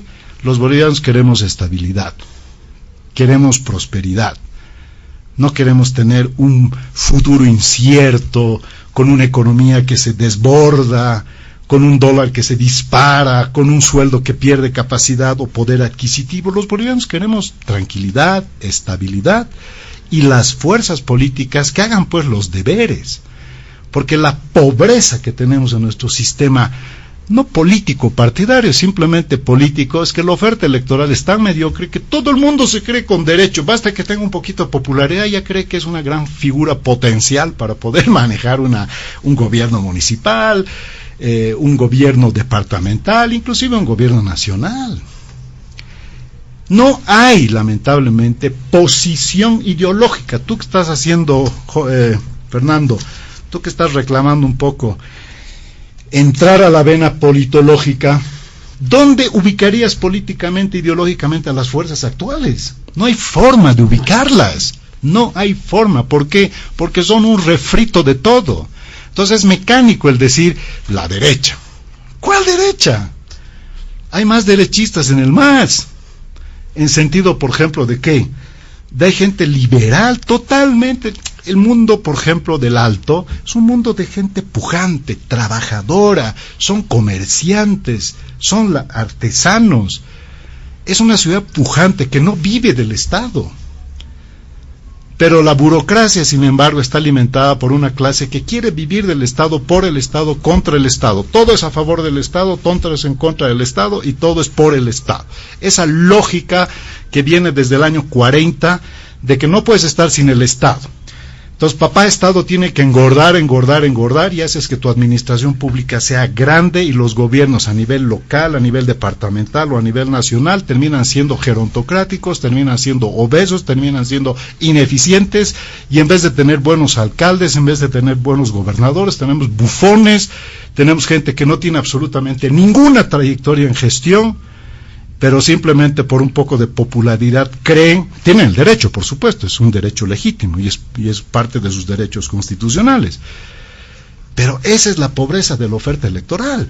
Entonces, las elecciones subnacionales son cruciales ahora, porque supuestamente de aquí en adelante, para distensionar lo que tenemos como país después de una crisis política, es poner el andamiaje de las autonomías en marcha. Y hay que hablar de un genuino pacto fiscal. Y hay que hablar también de la desconcentración del poder. El discurso de Choquehuanca es muy alentador en esa línea, pero cuando tú escuchas hablar a Choquehuanca dices, caramba, este señor realmente está en otra sintonía con lo que hemos tenido hasta hace poco tiempo. Eso es lo que está sucediendo en el MAS. En el MAS hay una implosión y ojalá sea para bien, porque al final nosotros queremos que sea superluchito y que no sea debiluchito. Lo que queremos es que realmente ponga el país a caminar, que funcione la economía, y si funciona la economía, ¿saben qué? Evo Morales va a entrar a los cuarteles de invierno, porque a medida que se consolide el actual liderazgo del señor Arce Catacora, que no es un líder en sí mismo, no es un caudillo, pero a medida que él consolide su política económica, que es lo más sensible, van a ver ustedes que la figura de ese caudillo que se creía el alfa y el omega va a ir pasando a segundo plano. Muy bien, vamos a ir al último punto de diálogo en Panamericana, pero reiteramos también en esta ocasión, si tienen alguna puntualización, alguna referencia al tema del proceso electoral, al segundo, lo pueden hacer. Don Jorge Silva, y para solicitarles también a nuestros invitados, vamos acelerando la participación por lo menos a lo sumo en 8 minutos. El último punto tiene que ver con la evaluación acerca de la situación del COVID-19 en Bolivia. Recientemente el presidente Luis Arce Catacora ha suscrito a nombre del Estado boliviano un convenio para la adquisición de la vacuna Sputnik 5, la vacuna rusa, y se habla de un número de dosis de 5.200.000 que estará precisamente en el marco de este convenio, y este número se suma al mecanismo COVAX que se ha gestionado a nivel del Estado boliviano, y ello estaría en criterio del jefe de Estado accediendo, por lo menos haciendo la cobertura del 80% de la población. ¿Qué mencionar sobre este tema del coronavirus? Y además la primera etapa de vacunación masiva recién será a finales del mes de marzo, por lo que han informado las autoridades. Iniciamos con usted, don Jorge Silva. Bueno, antes de entrar a este último punto, es importante puntualizar un tema que me parece importante, que lo ha planteado Fernando Montoja. ¿Cómo se va a sustituir las importaciones, ¿no? Que es un tema que estaba en el anterior punto, pero que amerita una explicación a los que nos están escuchando. Este va a ser un proceso, ¿no?, que tenemos que empezar. Es parte de los errores que hemos cometido en la primera etapa, de no fomentar, no potenciar, no incentivar la producción nacional y privilegiar las importaciones que se han dado y que han lastimado nuestra industria nacional, especialmente en el sector de los artesanos, de la microempresa. Hoy yo estoy en el Ejecutivo y puedo ver de que, por ejemplo, muebles, ¿no?, que podían haber otorgado a los microempresarios, a los artesanos, mesas de reunión, escritorios, son muebles brasileros, son muebles chinos que se han comprado del mercado, cuando esos podían estar destinados a justamente nuestro sector productivo. Entonces tenemos que dejar de importar lo que producimos. en el tema mobiliario, por ejemplo, tenemos carpinteros que se están quejando porque no hay mercado, porque no hay madera, porque la madera está saliendo en bruto por una exportación todavía de contrabando informal, es decir, no son exportaciones legales en un gran porcentaje. Tenemos artesanos que producen prendas de vestir en alpaca, tenemos orfebres, tenemos 36 especialidades de artesanos y que lamentablemente están siendo afectados por el contrabando, por el producto chino que, reitero, ha golpeado duramente esta estructura del aparato económico. Entonces, tenemos que iniciar un proceso de sustituir ese tipo de importaciones para reemplazar por lo hecho en Bolivia, que es una de las políticas que se va a implementar a partir de este enero del 2021. Por lo tanto, sí, Fernando, tenemos que iniciar ese proceso de sustituir de estos productos que han lastimado bastante a nuestra producción, y ahí vamos a hacer hincapié en apoyar a los artesanos y microempresarios, que son aquellos sectores del componente de la estructura económica que requieren este tipo de apoyos desde el Estado. La crítica referente a algunos candidatos que ha presentado el MAS para estas próximas elecciones municipales difiere un tanto de la lectura que pueda tener Fernando y Franklin, ¿no? En el sentido de que el MAS no es un partido político propiamente dicho, donde pueden decidir, por ejemplo, en una reunión de los dueños del partido, de los principales dirigentes de un partido, la lista de candidatos, ¿no?, ya sea para presidentes, vicepresidentes o concejales, gobernadores, alcaldes, etcétera, donde no hay participación de sus bases. Por eso se pretendió implementar este tema de las primarias, que también es un tema que tenemos que seguir debatiendo, para que no haya el dedazo, ¿no? Simplemente la decisión del alto dirigente, quien decide quién va a ser parlamentario o quién va a ser ministro, etcétera. El MAS difiere de esa forma de estructura, de esa costumbre, de esos usos que se practican en los partidos, porque el MAS baja esa decisión a las organizaciones sociales. No en un 100%, porque han habido denuncias de ahí de que no se han respetado estas decisiones, pero en un 90-95% las candidaturas que presenta el MAS son producto de una especie de un proceso de concertación al interior de la estructura orgánica del MAS y de las organizaciones sociales.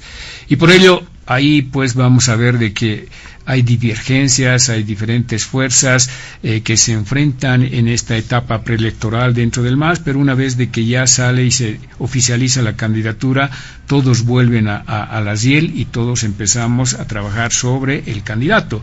Así ha sucedido en La Paz con César Dogbailer, por ejemplo, que ha sido producto del consenso de los 20 distritos que tiene el Movimiento al Socialismo en La Paz y de las organizaciones sociales, quienes han decidido darle todos sus respaldos y su apoyo, en contraste con otros candidatos que estaban haciendo también su propia campaña. Hay un exdiputado, compañero Calani, por ejemplo, un exministro Zamora, el propio Omar Rocha, que no ha sido del MAS, pero quería ser del MAS y quiere ser del MAS, y nos alegra de que se puedan sumar, pretendiendo también en ese marco de legitimidad, de aspiración que tenemos todos en el movimiento al socialismo y en el país, han hecho su trabajo, han hecho su campaña, pero finalmente se proclamó aquellos que tenían un mayor consenso, como ocurrió también en otros municipios del país, Santa Cruz, Cochabamba, El Alto, etcétera. Entonces, ahí lo que les pedimos a los analistas, compañeros, a la población, es de que entiendan que el MAS tiene esa metodología, ese proceso de selección. Te reitero, no es un 100%, a veces se impone otro tipo de jugaditas que se dan, pero en una gran mayoría nuestros candidatos provienen justamente de estos procesos selectivos, y ahí lógicamente nos darán la razón en las elecciones del 7 de marzo. Un tema, yo creo que Franklin ahí compartimos todos, un desafío que tenemos los bolivianos es el tema de la institucionalidad, ¿no? Es un tema que ha hecho bastante daño, sí, ahí compartimos plenamente, pero entiendo que ahora el presidente Luis Arce y esta nueva visión que tenemos en esta segunda etapa es justamente recuperar esa institucionalidad, no solamente partidaria, sino una institucionalidad de país. Necesitamos legitimar, necesitamos institucionalidad en todas las estructuras del Estado boliviano, municipal, departamental y nacional. Por supuesto que eso se recoge, Franklin, con bastante agrado y respeto. Y que hay algunos temas, por ejemplo, que depende de los 2/3, y ahí lógicamente vamos a ver cuál va a ser el comportamiento de esa derecha amorfa que tú dices, y yo, por ser muy considerado, estaba poniéndoles ese denominativo que creo que no merecen. Pasando al último tema, porque el tiempo nos pisa, nuevamente lamentamos nosotros la pésima gestión que ha hecho el anterior gobierno respecto a la adquisición de vacunas, pero fundamentalmente a cómo se ha tratado el COVID en la primera pandemia que hemos vivido. Si se hubieran realizado las gestiones entre febrero o marzo del pasado año, creo que hubieran sido otras las condiciones en este momento del país. No se lo ha hecho, han sido otros los factores que han primado para enfrentar al COVID. Pero no podemos llorar, como quien dice, llorar sobre leche derramada, y en ese sentido se está acelerando los procesos de diálogo, de encuentro, de acercamiento con aquellos países que están produciendo estos medicamentos, y en este caso particular esta vacuna que va a permitir satisfacer esa necesidad, ese miedo, ese temor que tiene la población frente a esta pandemia. Ya lo ha anunciado el presidente, nuestro propósito es que este año podamos llegar a ese 80% de la población que pueda ser vacunada, es decir, casi un 100% si contamos de 18 años para arriba. Ya se ha garantizado estos primeros 5.2 millones de vacunas que van a llegar al país. Se hará en forma progresiva, se atenderá a la gente que está en primera línea, luego a los municipios y departamentos que tienen los altos índices de contagio, pero ya se ha dado el primer paso, y ahí yo quiero reconocer el trabajo que ha tenido nuestro canciller el compañero Rogelio Maita, nuestro presidente Luis Arce y nuestro vicepresidente David Choquehuanca, quienes con el equipo, con el gabinete de salud, han trabajado 20 horas, sábados, domingos, con el propósito de dar respuestas al país, y ahí están los primeros resultados, este acuerdo que se ha firmado, los recursos económicos que se han dispuesto. Entiendo que se está trabajando en una ley de emergencia sanitaria para poder enfrentar de mejor manera estas epidemias que pueden golpear a la población. Y bueno, ese presupuesto que se ha destinado del 10% va a permitir que tanto gobiernos municipales y departamentales, en el marco de sus atribuciones que tienen, también puedan ser parte de esta lucha frontal que todos los bolivianos tenemos que realizarla en contra de esta pandemia. Muy breve, ley de emergencia, dice, ¿de qué tiene conocimiento, por favor? Están trabajando este gabinete de salud una ley de emergencia sanitaria, no solamente para enfrentar la pandemia del COVID, sino para enfrentar cualquier otro tipo de enfermedad que se pueda dar en el futuro inmediato. No nos queremos quedar simplemente para ver el tema del COVID y ahí sacar decretos y leyes, sino tener un marco general, una política nacional que nos permita en la vía preventiva enfrentar estas posibles enfermedades que se puedan dar en el país. Para eso, te reitero, hay este gabinete de salud que está trabajando arduamente por instrucción del presidente Luis Arce para que nos despojemos del tema político, de la ideología, y podamos pensar precisamente en dar respuestas inmediatas, objetivas, concretas, pero fundamentalmente reales al tema de la pandemia, al tema del COVID. Estamos impulsando también con otras instituciones del Estado el control, la regulación de los medicamentos que tienen que ver con el COVID, como también el control de precios. Lamentablemente estos últimos días han surgido ya ciertos indicios de especulación, de agio por parte de algunos empresarios farmacéuticos que están ocultando los productos genéricos y simplemente están poniendo a la venta los productos comerciales que tienen precios elevadísimos y están apareciendo en el mercado informal, en el mercado negro, estos medicamentos que están prohibidos su venta en estos mercados. O sea, los medicamentos solamente tienes que adquirirlo en las farmacias y no así en el puestito de venta. Por lo tanto, aquí convocamos a todas las instancias del nivel municipal, departamental y nacional para que en forma conjunta se puedan realizar estos operativos, estas acciones, a fin de controlar, de regular precios, pero fundamentalmente de velar los derechos de la población. Muy bien, muchas gracias, don Jorge Silva. Don Fernando Untoja, ¿qué dice usted sobre este tema de la situación del COVID-19 en Bolivia, con ese anuncio acerca de la vacuna también? Bien, las políticas de gobierno, de cualquier gobierno, dependen de la manera como está estructurado el Estado. Y nuestro Estado, que se llama así boliviano, está pues mal estructurado. Está a medio hacer. Sus instituciones no funcionan, y el que llega al gobierno borra todo eso, empieza de cero, y así repetimos N veces. Ahora, con respecto a las vacunas, existe mucha controversia a nivel internacional. Por ejemplo, la vacuna rusa solamente sería eficiente al 60%. Hay otros que han ofrecido en Suiza, que es al 92%, y otros al 90%. Bueno, es el debate a nivel internacional. Pero yo tengo una pregunta, no a Silva, sino una pregunta así. ¿Por qué las vacunas rusas y no las vacunas suizas? ¿Por qué? ¿Por qué las vacunas rusas y no las americanas? ¿Es por antiimperialismo, por una carga ideológica? Solamente pregunta. Ahora, debo criticarle sin defender a Áñez, ¿eh? Cuando estaba en el poder no había ni vacunas, no sabía la gente con qué curar, ni ofrecimiento de vacunas había. Entonces no puedes atacar a la Áñez. Ellos no han hecho ningún acuerdo. ¿Con quién iban a hacer acuerdo? No había oferta de vacunas que estaban elaborando. Recién estaban haciendo el trago para vender. Entonces no había. En eso hay que ser honesto, digamos. No tenía la capacidad Áñez para hacer eso, porque estaba más ocupado en otros temas, en su campaña, y eso es lo malo.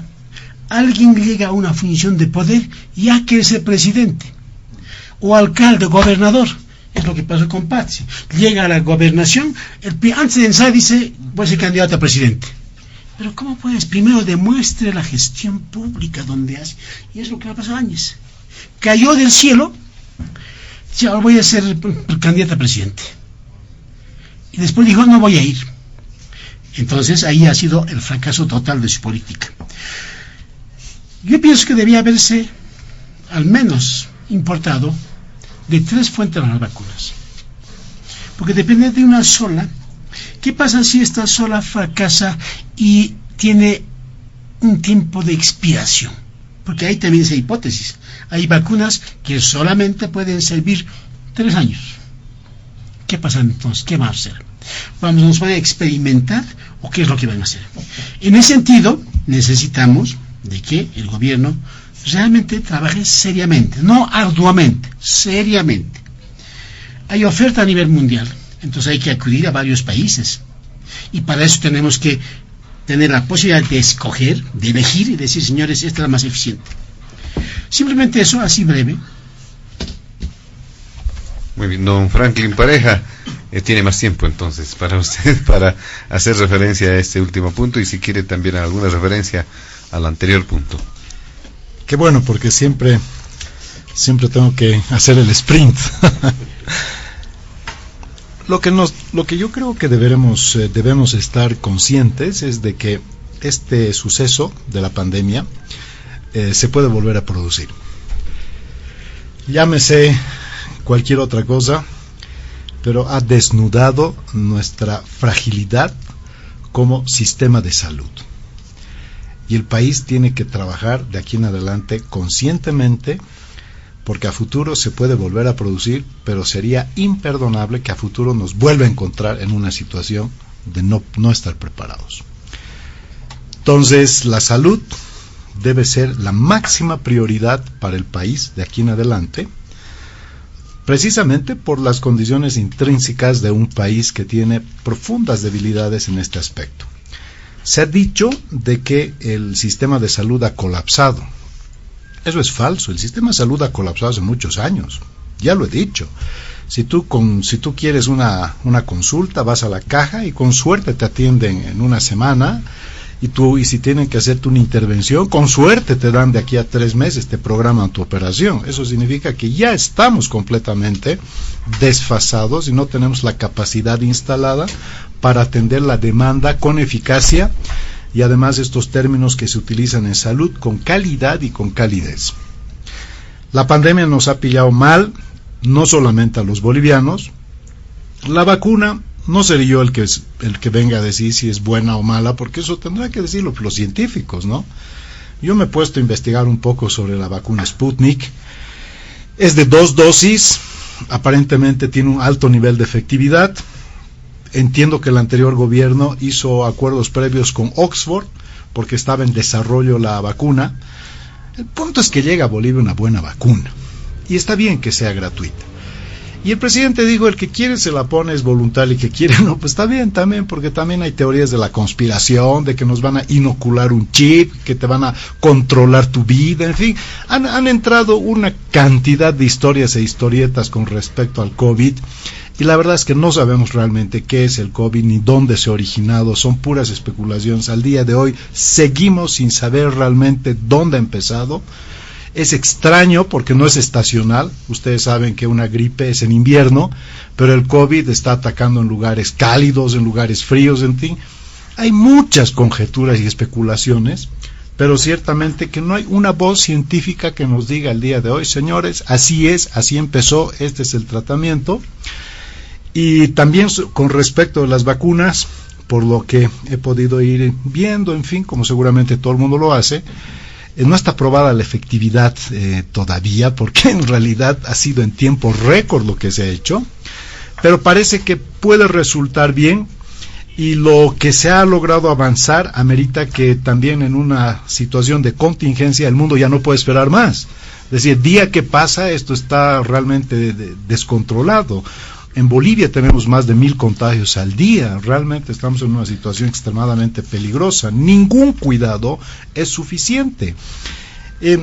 Uno de los puntos que yo he visto de Corea del Sur exitoso en el tema, y esto es bueno que quizás lo tome en cuenta, es que en Corea del Sur han centralizado la campaña educativa con respecto del COVID. Aquí, por ejemplo, tú ves, cada canal saca su spot contra el COVID, las radios sacan su jingle contra el COVID, todos hacen su carnaval contra el COVID. No, esto es política de Estado. Solamente tiene que haber una campaña informativa y educativa centralizada, pedagógica, en los idiomas, además, para diferentes lugares, una sola, que explique, que determine, que dé línea, que dé orientación. Eso ha funcionado en Corea del Sur.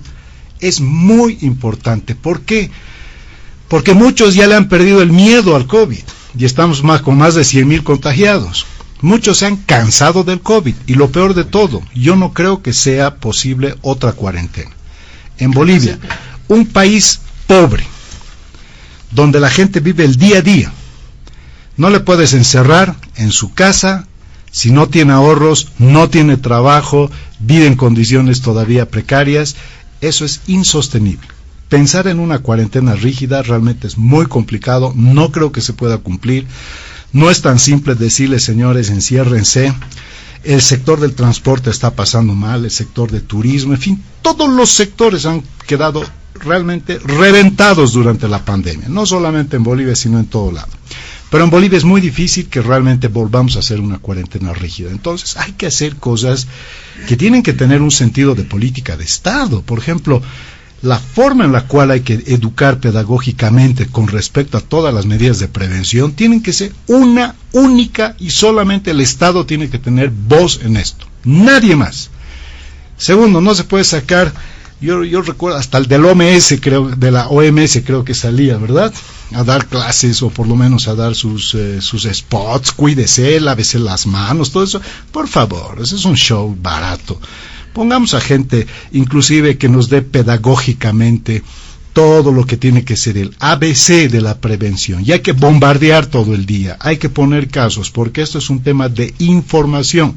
La población cree que el COVID ya ha pasado, muchos creen que no hay riesgo, muchos creen que con que ya nos hemos cansado y agotado, simplemente que venga porque venga. No, estamos en el peor momento, lamentablemente, y vienen elecciones. Y nos está pasando factura la campaña de las elecciones nacionales, donde hay esas marchas y concentraciones multitudinarias. Ahora hay una explosión nuevamente de contagios. Estamos en vísperas nuevamente de contagios, y se prevé que la segunda ola es de ahora hasta febrero, y luego las elecciones son en marzo. Entonces hay que tomar medidas educativas de prevención con una campaña centralizada y sobre todo dejar de hacer show. Yo creo que normar a los medios de comunicación que bien intencionadamente sacan sus medidas, en fin, de aparentemente pedagógicas, pero no puede ser. Hay que utilizar las buenas prácticas y experiencias donde ha funcionado. Corea del Sur en ese aspecto ha hecho una excelente campaña de contención. Ya no es el momento del rastrillaje, aunque obviamente sí, ahora ya es el momento de la vacuna, pero por lo menos llegaremos pues en condiciones en las que el menor universo de población se contagie. Hay que estar preparados. Esta pandemia es hoy. Al año puede aparecer otra y otra y otra. Entonces, sería imperdonable que no pensemos en un sistema de salud definitivamente preparado para las peores contingencias. Muy bien, de esta forma, amigos de todo el país, llegamos a la finalización de Diálogo en Panamericana, el primer programa de este año que ha precisamente pasado de esta forma con nuestros amables invitados de este fin de semana, evitando también incurrir en los usuales balances, evaluaciones. Lo hicimos ya desde el anterior fin de semana. Hemos mantenido la hermenéutica de Diálogo en Panamericana, si bien evaluando algunos detalles de lo que significó el 2020, ahora también las proyecciones para el 2021, no podemos dejar de lado temas de coyuntura que se mantienen latentes, a diferencia de lo que ocurre en otras experiencias que tienen que hacer más bien anuarios, que hacen más bien una suerte de evaluaciones y proyecciones exclusivamente en esta época del año. Pero en Panamericano, lo han notado ustedes, se ha mantenido el ritmo que suele tener el programa. Y en este primera emisión de Diálogo en Panamericana, este 2021, no ha sido diferente. Y es por eso que agradecemos a nuestros invitados especiales de este fin de semana el compromiso de Panamericana de durante el resto de este año y también más adelante continuar con esta entrega cotidiana de todos los fines de semana. Agradecemos al ex vocero político del Movimiento al Socialismo, don Jorge Silva, al analista jefe del Movimiento AIRA, Fernando Untoja, y también a don Franklin Pareja como politólogo. A nombre de la dirección de la planta ejecutiva de Panamericana y quien les habla, José Luis Flores, el compromiso de que el programa retorna el siguiente fin de semana. Permiso. Diálogo en Panamericana.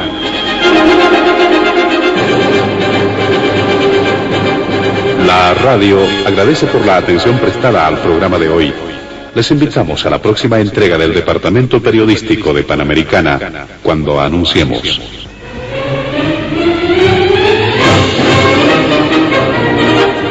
Diálogo en Panamericana.